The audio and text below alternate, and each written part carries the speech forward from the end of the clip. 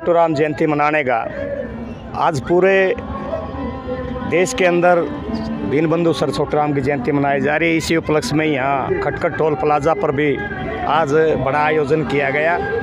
और आज जो आंदोलन है, ये किसान आंदोलन, उसके अंदर दीनबंधु सर छोटू राम के जो विचार थे वो बड़े प्रासंगिक नज़र आते हैं। आज उन्होंने उस आज़ादी से पहले, जब इस देश में विभाजन नहीं हुआ था, ज्वाइंट पंजाब के अंदर यूनियनिस्ट पार्टी के अंदर वो कैबिनेट मंत्री बने यहाँ पर, उस समय उन्होंने कानून बनाया यहाँ। उससे पहले किसान की बड़ी लूट थी इस देश के अंदर। किसान को ना भाव मिलता था, ना कोई तौल था। किसान के साथ बहुत तरह की फसल में कटौती की जाती थी। ये ठीक नहीं है, ये इसका बीज ठीक नहीं, इसका दाना ठीक नहीं है, इसमें सीलन है, बहुत तरह की ऐसी कटौतियाँ होती थी। दीनबंधु सर छोटू राम ने 1939 के अंदर ये कानून बनाया और उसने मंडियों का उस टाइम गठन किया। किसान की जितनी फसल है वो मंडी में बिकेगी और मंडियों का विस्तार किया उन्होंने। उसके निश्चित किया गया कि यहाँ तौल भी इसका ठीक होगा, मोल भी ठीक होगा, कोई किसान की लूट नहीं होगी। ये कानून उस समय लेकर आए और ये कानून तब से चल रहा है। और लगातार इस देश के अंदर अगर आप देखेंगे तो इस देश के अंदर चाहे इंदिरा गांधी रहे, चाहे पंडित जवाहरलाल नेहरू रहे, जितने भी, उन्होंने इस देश के अंदर सार्वजनिक क्षेत्र जो तैयार किए, यहाँ सार्वजनिक क्षेत्र तैयार किए, यहाँ पर बैंकों का जो सार्वजनिक किया गया, ये जो तैयार किए गए बड़े बड़े सार्वजनिक क्षेत्र तैयार किया, ये देश तभी इतनी बड़ी तरक्की के ऊपर पहुँचा है। आज किसान भी उसी का हिस्सा है। किसान और मजदूर को जो सुविधाएं दी गई, अगर ये सार्वजनिक क्षेत्र नहीं होते तो आज इस देश में इतना बड़ा मिडिल क्लास वर्ग पैदा नहीं होता।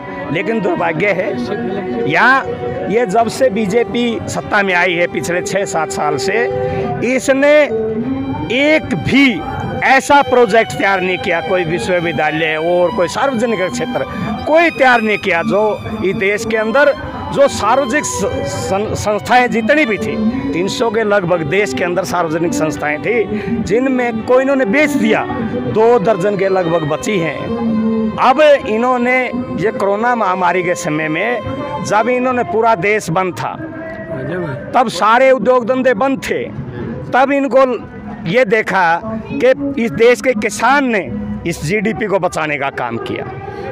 इस देश का किसान और मजदूर उस समय भी काम के ऊपर लगा रहा, न केवल इस देश का के लोगों का पेट भरने का काम किया है, इतना अनाज पैदा किया कि हम आज विदेशों में भी अनाज भेज रहे हैं। तब इनकी नज़रें गई, क्योंकि सब शुरू से सबको मालूम है, हमारे बुजुर्ग कहा करते थे कि बीजेपी की सरकार तो ये तो धनाढ्य लोगों की सरकार है, पूंजीपतियों की सरकार है, और इन्होंने ये साबित कर दिया। अब केवल कुछ 2-4-5 ऐसे धनाढ्य लोगों को पकड़ के और इस देश को उसके हवाले करने पे लगे हुए हैं। और जो ज़मीन है, ज़मीन भी आज उन्हीं के हवाले करने जा रहे हैं। ये जो मंडियों का गठन किया, मैं उस महकमे का कर्मचारी नेता रहा हूँ, 25 साल स्टेट प्रेसिडेंट रहा हूँ मैं मार्केटिंग बोर्ड का, जो अनाज मंडियों के जो संबंधित है। वो जो एक्ट बना था, मैंने उस महकमे में काम किया है। किसान के लिए आज वहाँ पर प्लेटफार्म है, वहाँ किसान का दाना नहीं रोकता कहीं भी, रेते के अंदर, बजरी के अंदर, वहाँ प्लेटफार्म बनाए, पक्के कवर सेट बनाने का काम किया, ताकि बरसात हो जाए तो किसान की फसल खराब ना हो, बर्बाद ना हो। वहाँ पर शौचालय बनाए, रेस्ट हाउस बनाए किसानों के लिए, ठहरने के, खाने पीने की सुविधा दी गई। अगर ये प्राइवेट मंडियाँ हो जाएंगी, ये कह रहे हैं कि हम प्राइवेट मंडियाँ भी करेंगे बराबर में, और ये सरकारी मंडियाँ भी रहेगी। प्राइवेट मंडी के अंदर जब आप टैक्स फ्री वहाँ खरीदेंगे तो निश्चित तौर पर मानिएगा सरकारी मंडी से वहाँ रेट ज़्यादा मिलेगा, 20, 30, 40, 50 रुपये। तो किसान सरकारी मंडी में क्यों आएगा, प्राइवेट मंडी में जाएंगे। तो सरकारी मंडी कब तक रुकेगी? सरकारी मंडियाँ नहीं रुकेगी। आज जो सरकारी मंडी से उस महकमे का बना हूँ मैं, वहाँ से जो हम सेस लेते हैं, पैसा लेते हैं, उस पैसे से हर गांव के अंदर सड़कें, किसान को मंडियों से जोड़ा, तमाम सड़कें हमने बनाई किसानों की। को जोड़ने के लिए मंडियों से। ये तमाम सुविधाएं कौन देगा? व्यापारी तो नहीं देगा। व्यापारी क्यों बनाएगा? किसी को जरूरत होगी तो व्यापारी के पास चला जाएगा। व्यापारी तो अपना मुनाफा देखेगा, वो अपना मुनाफा देखेगा। दुर्भाग्य ये है कि आज सरकार किस लिए बनाते हैं हम? सरकार बनाते हैं लोगों की जन सेवा के लिए। आज सरकार उन तमाम चीज़ों से पीछे हट रही, भाग रही है, उनसे अपना पल्ला झाड़ रही है। आज कोई भी ना कोई नौकरियां छोड़ी इन्होंने, और आप देख रहे हैं महंगाई की क्या हालत है। आज कोई गरीब व्यक्ति यहाँ गुजारा कर जाए संभव नहीं है। आज सभी समस्याओं का समाधान कैसे? आज मोदी जी, मैं एक बात और कहना चाहता हूँ, मोदी जी आज जिस बात के ऊपर लड़ा रहे हैं देश में, छोटे और बड़े किसान के ऊपर, मेरे को पता है, आंकड़ा है हमारे पास। आज इस देश के अंदर 17 प्रांत ऐसे हैं जहाँ किसान की आय केवल 20,000 रुपये सालाना है, यानी 1700 रुपये पर मंथ। इनको मालूम है, ये आंकड़े हैं इनके पास। ये मैं उन्हीं के आंकड़े बता रहा हूँ, मेरा कोई आंकड़ा नहीं है।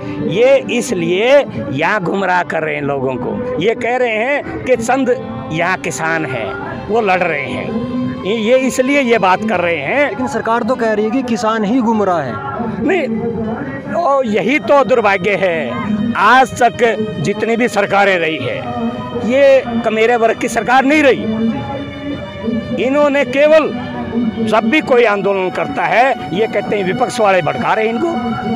विपक्ष का काम क्या है? विपक्ष करेगा, काम करना चाहिए। मैं तो कहता हूँ विपक्ष की जिम्मेदारी बनती है। विपक्ष की ये भी जिम्मेदारी बनती है कि जनता के ऊपर अन्याय हो रहा है तो विपक्ष आगे खड़ा हो साथ में। आज ये कह रहे हैं ये परजीवी ये है।